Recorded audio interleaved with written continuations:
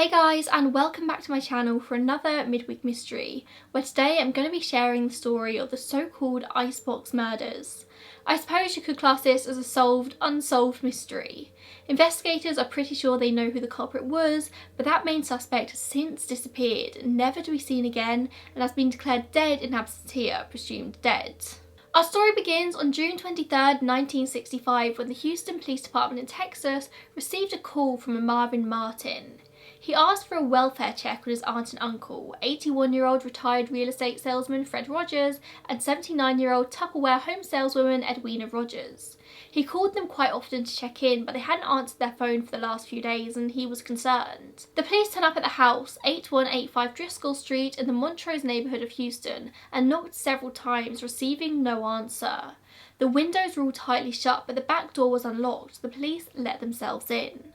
There was still food sitting on the dining room table, the fan was on in the back bedroom, and Edwina's false teeth had been left on the side table. But that was kind of it. Apart from them not being there was nothing really strange going on. But before they left, the police opened the fridge out of curiosity. It's quite an easy way to tell how long someone's been gone. You can tell if the food in the fridge has gone off or not. As they did, they noticed a strong smell coming from inside, like meat going off. Inside the fridge there were stacks of various cuts of meat, unwrapped but washed off. They assumed it was hog meat at first, only of course the true crime video, and it was not hog meat in the fridge.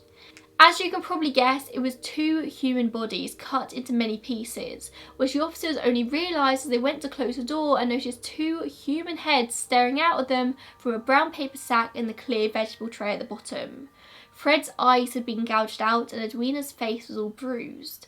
The dismembered bodies were placed in the fridge next to jars of jam and peanut butter and vegetables. It seemed so casual the way they'd just been placed in there. A simple welfare check had turned into a brutal murder case just like that. Yet another in Houston, which seemed to be dealing with an abnormally high number of murders that year. They were already heading towards a record of 200 plus homicides.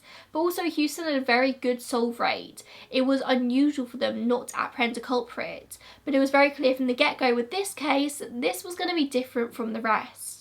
As of this day, the Icebox Murders is still an active case and is still considered one of the most bizarre cases Houston has ever seen. The following autopsy showed that both Edwina and Fred had died of severe head wounds. Fred had been beaten in the head with a claw hammer, whilst Edwina had been beaten and shot execution style in the head. The claw hammer was found in the home along with a keyhole saw, a knife and scissors, which they suspected were used to dismember the bodies. Fred's eyes had been gouged out and his genitalia had been removed. Several of the couple's organs, including genitals, had been removed and were later found in a nearby sewer, showing that the killer had flushed them down the toilet. It was determined that they'd likely been killed on Father's Day, Sunday, June 20th, just 3 days before they were found, as that was the last day's paper found in the house, sprinkled with blood. The rest of the week's papers were still out the front. From early on in the investigation, it was clear that whoever had killed Fred and Edwina had known what they were doing, and they were clearly in no rush. It is not a quick job to cut up two human bodies and stuff them in the fridge, and whoever had done this clearly had some knowledge of human anatomy. The medical examiner told the Globe Times, whoever did this apparently took their time and knew what they were doing. The dismembering was a fairly neat job. There was very little blood found in the house. It had all been thoroughly washed and cleaned, but investigators concluded that murder had been done in the upstairs bedroom, their son Charles's bedroom, which just so happens to also be the room in which they found the bloody saw. Charles Rogers was 43 years old at the time. His car was still parked in the driveway, but he was nowhere to be found. In fact, he's never been seen or heard from since. He was said to be about 5'7", 140 pounds and had balding, dark brown hair.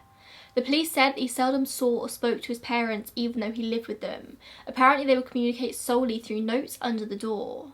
A neighbour who had lived next door to the Rogers for 7 years said they didn't even know they had a son. Relatives would say that Charles would wake up early before his parents and leave the house, and he'd return after they'd gone back to bed. No one knows what he was doing in this time. He was thought to be unemployed. But Charles was kind of an extraordinary person. In 1942, he enrolled at Texas A&M University but soon dropped out, never finishing his course. He then attended the University of Houston, where he earned a Bachelor of Science degree in nuclear physics.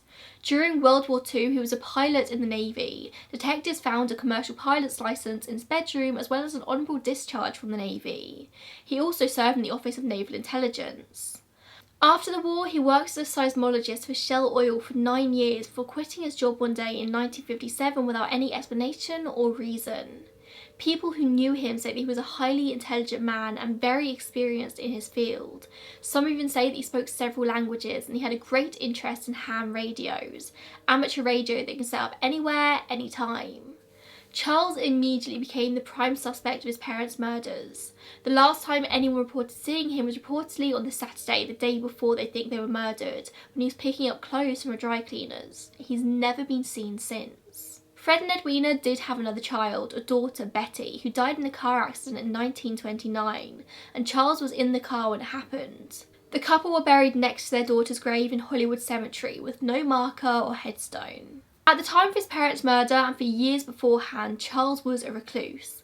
There's very little known about his actions between quitting his job in 1957 and the murder in 1965.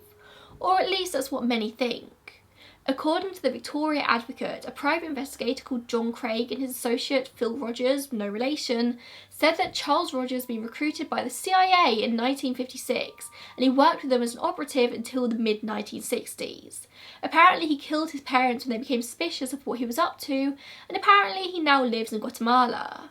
Interesting, but seemingly a theory with little basis at the time. A Houston homicide detective was assigned to review this information and said, "From the police point of view, we have listened to everything they have said. It is a plausible theory. There is quite a bit of substantiation in regard to the information they have come up with." So the police clearly didn't immediately just knock this theory away. But this is where the story takes a leap in a direction you probably wouldn't expect it to the assassination of JFK. Now it's worth noting this theory is written in full in a book called The Man on the Grassy Knoll by John Craig and Phil Rogers, the private investigator and the associate I mentioned just a moment ago.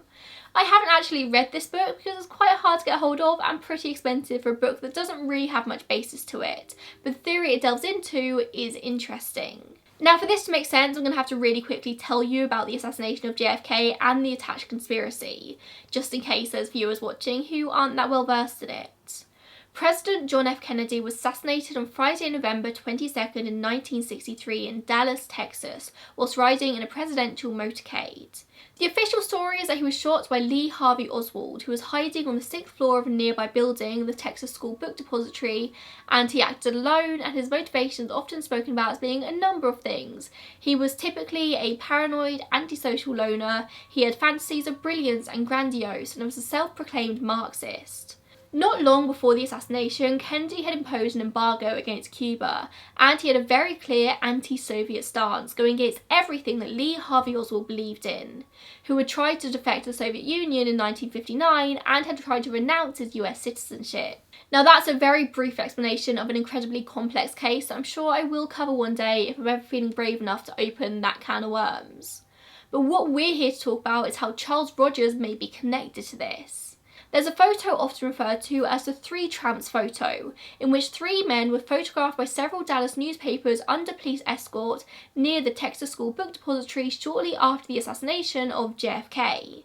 All 3 men were arrested and released shortly after. In The Man on the Grassy Knoll, the authors allege that Charles Rogers is one of these men, alongside Chauncey Holt and Charles Harrelson, yes, Woody Harrelson's dad.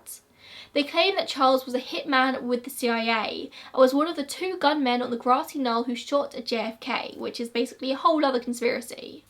According to them, Lee Harvey Oswald just took the fall for something a lot deeper. Now, I'm not convinced any of the 3 men in this photo resemble Charles Rogers, but let me know what you think in the comments down below. But a forensic artist maintains that Charles is indeed one of these men.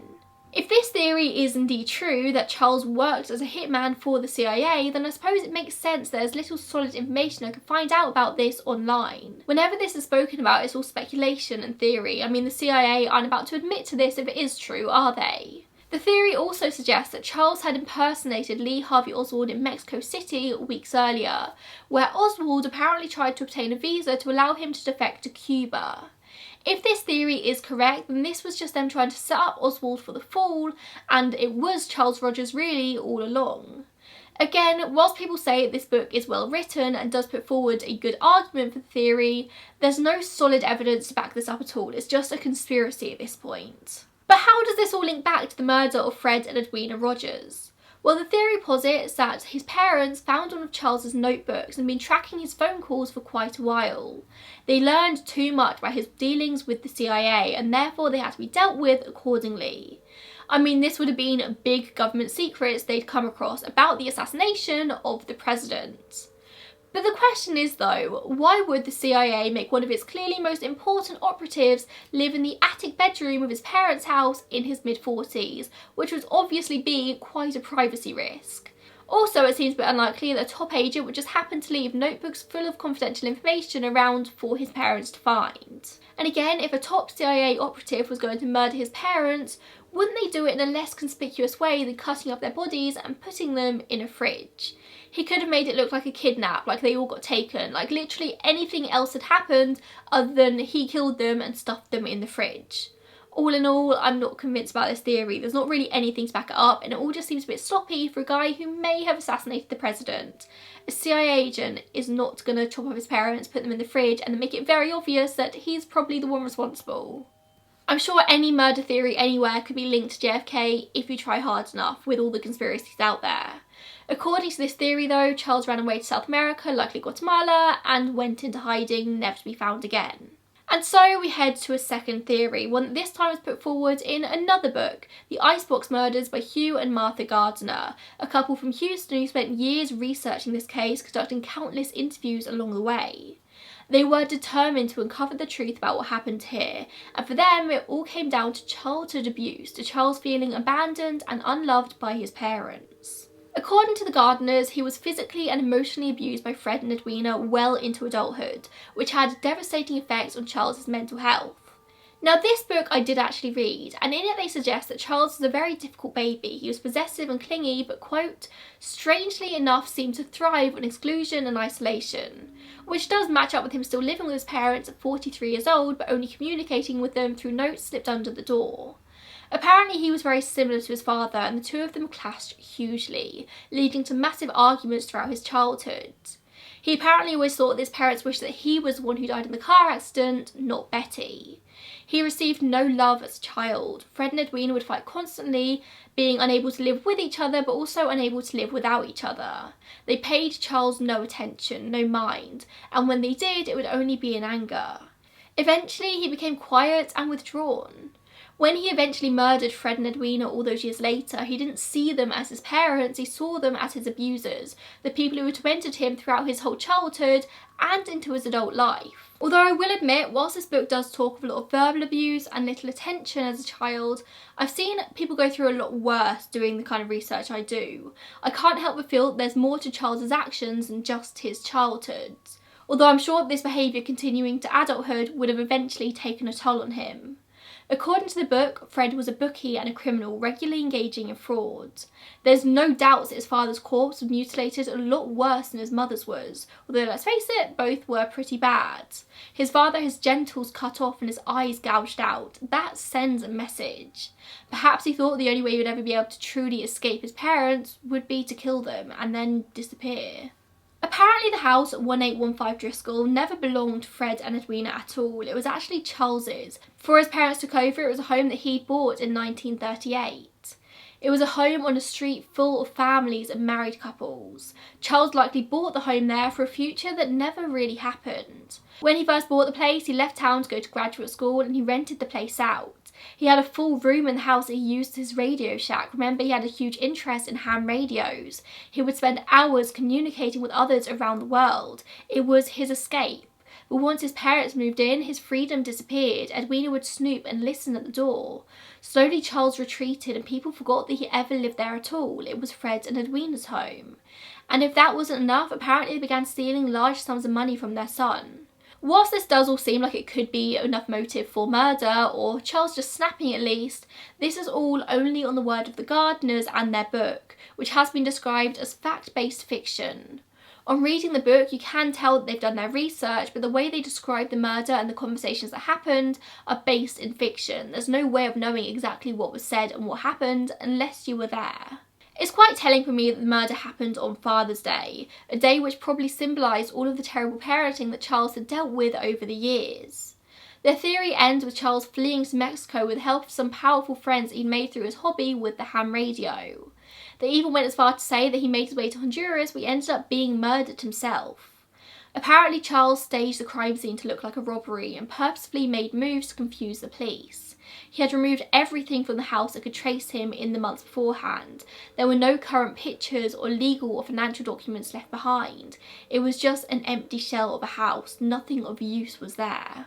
So there are the two main theories in this case, the main ones that people go back to time and time again. But of course there is another possibility, that it might not have been Charles at all. Maybe he was kidnapped and taken from the scene. Investigators just went with the theory that he was involved because it seemed to make the most sense. They can make a story out of that, it's believable. But just to play devil's advocate, let's say that he might be completely innocent. Someone who had a problem with him turned up and took him away. Now I know a 43-year-old man isn't your typical victim of a kidnapping, but if we're to believe the CIA theories, maybe he got involved with the wrong people. Maybe he came into some dodgy dealings whilst working in the oil industry. It's not completely crazy to think it could be possible. It's no more crazy than the theory of him being involved in JFK's assassination. Whoever broke in could have been the one responsible for Fred and Edwina's murder and staged a scene to make it look like Charles. Either way, we'll probably never know at this point. The police may have spent the last 50 years going after a completely innocent man. In 1975, a Houston judge declared Charles Rogers as legally dead so his estate could be probated. The house on Driscoll Street was torn down shortly before this. Now it's the home to condos built back in 2000. People love to believe a conspiracy theory, but as we all know, I'm not a conspiracy person. If I were to share my own opinion, I would say that Charles probably did kill his parents. Years of them just being overbearing and just there led to him snapping. I mean, something clearly must have snapped him to do what he did with the bodies. Murder is one thing, cutting them up and sticking them in the fridge is a whole other kettle of fish. Perhaps he did escape down to South America, or maybe he just left home and went on to commit suicide, maybe drowning himself in a body of water and his body just never being found. It probably never will be found now if it does exist. Considering the fact that he would be turning 100 years old next year, he's probably dead either way, and this is a case that will go down in history as unsolved, kinda. I think we all know who probably did it. I'd say it's probably a 90% chance that Charles is the one who's guilty here, but there's that 10%. It might not have been him at all. There's very little that we actually know in this case. It's not very fact-based and a lot of it is speculation. The only facts we know are that Fred and Edwina's bodies were cut up and put in the fridge and a saw was found in Charles's bedroom and everything points to it being Charles, but that's still not confirmed. We don't know that for sure. That is speculation. I usually tend to steer clear of very speculatory cases. I like to tell the stories that are based more in fact, things we actually know.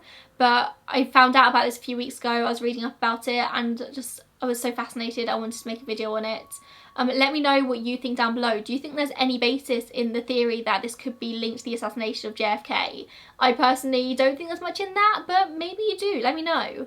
Thank you for watching and I'll see you in the next one. Bye guys.